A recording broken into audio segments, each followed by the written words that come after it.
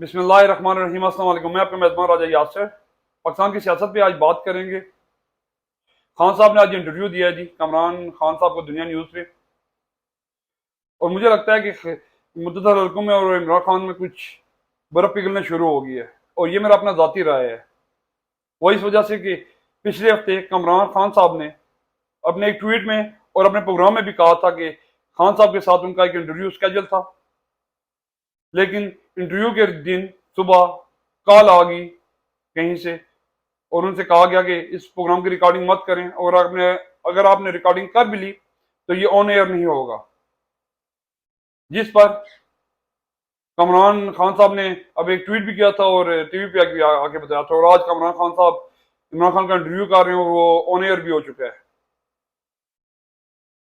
उस प्रोग्राम में कमरान खान साहब ने काफी सवालात किए खान साहब से, और खान साहब ने उनके जो जवाब दिए, वो सवाल और जवाब मैं आपको थोड़ा सा उसके सीधा सीधा पॉइंट बताऊंगा। सबसे पहले कमरान खान साहब ने प्रोग्राम में शुरू में खान साहब की तारीफ की, उनको बताया कि यो इस मुल्क के आप सबसे बड़े लीडर बन चुके हैं। लोग उनकी कॉल पे चंद लम्हों में ग्राउंड की ग्राउंड भर देते हैं, 2-4 घंटे के अंदर अंदर। कभी कभी उन्होंने 24 घंटे का भी टाइम दिया तो लोग उन्हें उनकी कॉल पे बैग पकाए और बाहर आ गए। उसके बाद उन्होंने खान साहब ने जो सबसे पहले सवाल किया वो उन्होंने सैलाब पे किया कि जो ये सैलाब आया है इसके बारे में आप क्या कहना है, और इन लोगों के रिहेबिलिटेशन के बारे में आप क्या कहते हैं। तो खान साहब ने उनको बताया कि ये सब इससे पहले कि ये जो सैलाब आया है, ये सैलाब पाकिस्तान की तारीख में 2010 में जो सैलाब आया था उससे भी बुरी तरह ये सैलाब आया है, और इस सैलाब ने उससे बुरी तरह तबाही की है। और ये सारा क्लाइमेट चेंज की वजह से हुआ है, जिसकी वजह से पाकिस्तान में इतने सैलाब और ये तूफान और ये मौसम चेंज हो रहे हैं। और इस पे उन्होंने कहा कि हम अपनी कोशिश कर रहे हैं कि हम सैलाब जदगान की जितनी मदद हो सकती है वो कर सकें। और सिंध में ये ज्यादा हुआ है, और सिंध में सैलाब का तबाहकारी की ज्यादा वजह यह है कि वहां पे जो सैलाब आया है वो पानी वहां पहुंच के वो खड़ा हो गया है, और वहां पे ड्रेनेज का कोई भी निजाम नहीं है, चाहे वो शहरों में हो, चाहे देहातों में हो, चाहे आगे पीछे जो छोटे मोटे टाउन थे उनमें हो। फिर कमरान खान साहब ने उनसे जो दूसरा सवाल किया वो इलेक्शन के बारे में किया कि इलेक्शन आप फौरी इलेक्शन चाहते हैं, तो इस सैलाब की तबाहकारी की वजह से इलेक्शन कैसे हो सकते हैं। मुल्क की तो इसके अंदर कंडीशन भी नहीं है कि हम ये इलेक्शन करवा सकें, क्योंकि हर जगह जैसे सैलाब की वजह से पाकिस्तान का बेड़ा गर्क हुआ है इसने जी। बहुत मुश्किल है कि हम इलेक्शन में जा सकें। तो खान साहब ने इसके बारे में भी बताया। उन्होंने बताया कि इलेक्शन तो बाद की बात है, इस हुकूमत के आने के बाद जो पाकिस्तानी बाउंड जो 4% पे हमें इंटरेस्ट पे हमें मिल रहा होता था, वो अब हमारा बाउंड 4% पे चला गया है, जिसकी वजह से हम IMF के हर बात मानने पर रेडी हो गए हैं, जिसकी वजह से बिजली जो है वो 3 गुना से ज्यादा बढ़ गई है। तेल की कीमतें आप देख लें इंतहा पे पहुंच चुकी हैं। खान साहब ने इसमें इंटरव्यू में ये भी बताया कि मेरे हमारे दौर में जो डॉलर था, बैरल था 103 और 115 तक था, और हम 150 पे दे रहे थे, और अभी 82 83 पे भी बैरल आ गया। लेकिन आप देख लें प्राइसेस कहाँ पे गैस की, तेल की। और फिर उसके बाद उन्होंने जो तीसरा सवाल किया कमरान खान साहब ने, उन्होंने पूछा जी इलेक्शन तो बहुत मुश्किल है, इस मामले में आप कैसे कह सकते हैं कि इलेक्शन फौरी तौर पर हुआ जाए। तो फिर उस पर खान साहब ने भी बताया कि इस दिन पाकिस्तान का जो कंडीशन है, जब हम छोड़ के गए थे उस वक्त डॉलर जो था वो 178 पे था, पाकिस्तान की ग्रोथ बेहतरीन तरीके से चली जा रही थी, इंडस्ट्रियल प्रोडक्शन जो थी वो 11% पे पहुंची हुई थी, ग्रोथ वो 6% पे पहुंची हुई थी।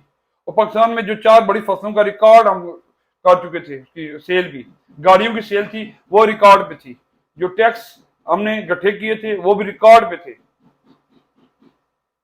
फिर जो रेमिडी आ रही थी बाहर से वो 31 अरब रुपए के करीब थी, और 32 अरब से ज्यादा हम एक्सपोर्ट कर रहे थे। और फिर उनकी हुकूमत गिरा दी गई, और उन्होंने कहा भी कि जब मेरी हुकूमत गिरा रहे थे ये, तो मैं इन ताकतवर हलकों के पास शौकत तरीन को भी भेजा और उनसे कहा कि ये एक्सपेरिमेंट मत करना, पाकिस्तान में एकदम टिंट करेगा और नीचे की तरफ जाना शुरू हो जाएगा, और वही काम हुआ। लेकिन इन्होंने माना नहीं और इन्होंने ये इम्पोर्टेड हुकूमत लेके आ गए, और इस इम्पोर्टेड हुकूमत के आने का सबसे ज्यादा नुकसान इस कौम को और इस मुल्क को हुआ, और सबसे ज्यादा फायदा इन इम्पोर्टेड हुकूमत ने उठाया है, इस पीडीएम के टोले ने उठाया है। इन्होंने अपने हिसाब के केसेस खत्म करवाए, 11 अरब रुपए का इन्होंने अपने केसेस खत्म किए, और अपने आप को जितने भी कानून चेंज हो सकते थे उन्होंने वो चेंज किए, अमेंडमेंट्स की, और अपने आप को एनआरओ दिया। और उसके बाद फिर खान साहब ने फिर बताया भी कि इस टाइम अगर ये पाकिस्तान को जितने पैसे चाहिए वो 30 अरब रुपए के करीब पैसे हैं जी। अभी ये IMF, world bank, Asian development, ये तीनों से मिल मिला के भी अगर पैसे लेते हैं तो इनसे ये 6, 7, 8 अरब रुपया मिल रहा है, लेकिन हमें अब चाहिए 30 अरब रुपया। तो ये बाकी पैसे किधर से आएंगे, क्योंकि इन पे तो कोई और बंदा ट्रस्ट नहीं कर रहा, ना इस्लामिक ब्रदर मुल्क इन पे ट्रस्ट कर रहे हैं, क्योंकि ये कतर के पास भी जा चुके हैं, दुबई के पास भी गए थे, सऊदिया के पास भी गए थे, किसी ने इन पे ट्रस्ट नहीं किया। चाइना के पास भी गए, चाइना ने इनको और साफ ना कर दी, कोई मुल्क इनको पैसा देने के लिए रेडी नहीं है। और IMF ने जो पैसा दिया है उसके बाद भी मुल्क में डॉलर की परवान आप देख लें, डॉलर रुकने का नाम नहीं ले रहा। पिछले खाली एक हफ्ते में ये तकरीबन 14 से 15 रुपए बढ़ चुका है। और हम अगर रशिया के पास गए भी थे तो उसकी कोई वजह थी, खैर वो अगले सवाल में उन्होंने जवाब दिया था। उसके बाद इमरान खान साहब ने उनके साथ पूछा कि इलेक्शन अगर नहीं होता तो आप फोर्सफुली या जबरदस्ती जिसे कहते हैं वो करवाने की कोशिश करेंगे, मतलब कि आप अवाम को सड़कों पर लेके आएंगे। तो खान साहब ने इस पे भी कहा कि मेरे पास ये पावर तो है, अभी मैं लोगों को एक कॉल करूं और लोग बाहर आ सकते हैं। मैंने लोगों को देखा है, मैंने 2-2 घंटे की कॉल पे लोगों को बाहर आते हुए देखा है। मैंने एक दिन का टाइम दिया और लोगों ने रोडों के रोडें भर दी। लेकिन मैं आइन और कानून के तहत हम तब्दीली चाहते हैं, हम चाहते हैं इस मुल्क को और अनस्टेबल मत किया जाए। फिर उन्होंने इलेक्शन के बारे में पूछा तो उन्होंने कहा कि इलेक्शन और मैशियत ये दोनों इकट्ठी चल रही हैं। अगर आप चाहते हो कि ये मुल्क में मैशियत ठीक हो तो साफ और शफाफ इलेक्शन करवाए जाएं, और साफ और शफाफ इलेक्शन इस हुकूमत और इस इलेक्शन कमीशन के अंदर बहुत मुश्किल है। फिर इमरान खान साहब ने जनरल बाजवा के एक्सटेंशन के बारे में भी बात की, तो खान साहब ने उस पर कहा कि ये वकील या जो इससे रिलेटेड बंदे हैं वो आपको बेहतर बता सकते हैं।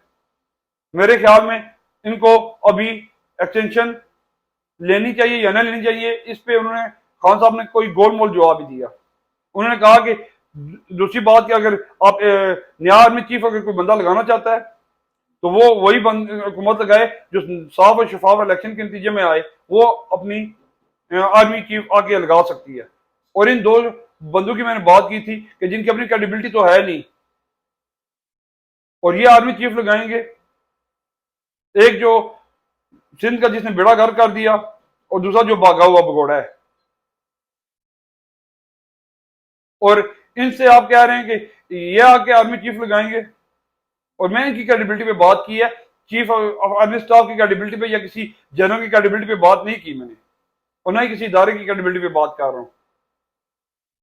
मैं इनकी क्रेडिबिलिटी पे बात कर रहा हूं कि इन्होंने आज दिन तक मुल्क में किया ही क्या है, मुल्क को लूटने के अलावा या अपनी नस्लें संवारने के अलावा इन्होंने क्या किया है। अगर आप मुल्क को स्टेबल देखना चाहते हैं तो सबसे पहले आपको साफ शफाफ इलेक्शन का ऐलान करना होगा, और उसके बाद फिर कोई और बात हो सकती है। फिर उसके बाद उन्होंने इमरान खान साहब ने अमेरिका के अमेरिका के लिए सवाल किया कि अमेरिका के आप तल्लुकात, उन्होंने कहा जी हम अमेरिका के साथ तल्लुकात दोस्ती के चाहते हैं, ना कि गुलामी के, और ना ही हम रशिया के साथ गुलामी चाहते हैं, हम उनके साथ भी दोस्ती चाहते हैं। रशिया और अमेरिका के साथ बराबरी की सतह पे हम ताल्लुकात चाहते हैं, ना कि गुलामी की। और उसके बाद फिर उन्होंने बात की कि ये जब अमेरिका के साथ आपके साथ ताल्लुकात खराब हुए किस बेस पे हुए, तो खान साहब ने फिर उस पर उनको बताया कि जब मेरा रशिया का दौरा हुआ तो मैं जब ये रशिया पहुंचा तो वहां पे यूक्रेन और रशिया की जंग शुरू होगी। रशिया ने यूक्रेन पे हमला कर दिया। उसके बाद मुझे कंडेम के लिए कहा गया, हालांकि हमारा कोई लेना देना ही नहीं है। मेरी तो वहां पे रशिया से बात हो रही थी तेल पे और कम प्राइस पे गंदम लेने की। और जब मैं वापस आया तो इन्होंने इम्पोर्टेंट हुकूमत हमारे सब मुसलत कर दिया अदम एतमाद के जरिए। और ये अदम एतमाद का जो भी ड्रामा हुआ फिर उस पर उन्होंने बात की। फिर खान साहब ने इस तकरीर, इस इंटरव्यू का जो सबसे लुबे लुबाब है, उन्होंने कहा है इस मुल्क की मैशत उसी वक्त ठीक हो सकती है कि ये हल्क जो ताकतवर हल्के में बैठे हुए हैं वो इस हुकूमत को खत्म करें और इलेक्शन का ऐलान करें और साफ और शफाफ इलेक्शन का ऐलान करें। और इस इलेक्शन कमीशन में जो चेयरमैन बैठा हुआ है इसको हटाया जाए, उसकी जगह पे कोई ऐसा बंदा लाया जाए जिसकी क्रेडिबिलिटी हो। और इस सवाल के जवाब में भी उन्होंने बताया था कि जब ये इलेक्शन कमीशन को लाए तो ये तो आप लगाया था, कमरा खान ने साहब ने उनसे ये भी सवाल किया था। तो उन्होंने कहा जी कि कुछ 2-3 नाम हमने दिए थे, 2-3 नाम नून लीग ने दिए थे, अपोजिशन में थी उस वक्त। फिर हम दोनों का इत्तेफाक नहीं हुआ। फिर हमें ये ताकतवर हल्कों ने ये नाम दिया और जिन्होंने कहा ये बड़ा क्रेडिबल बंदा है, ये आगे बेहतरीन काम करेगा। लेकिन इसका जब ये आया तो सारों ने ये देख लिया ये कितना काम करने वाला बंदा है। खैर, अल्लाह पाक आप सबका आमीन नासिर हो। अपना ख्याल रखिएगा। अस्सलाम वालेकुम।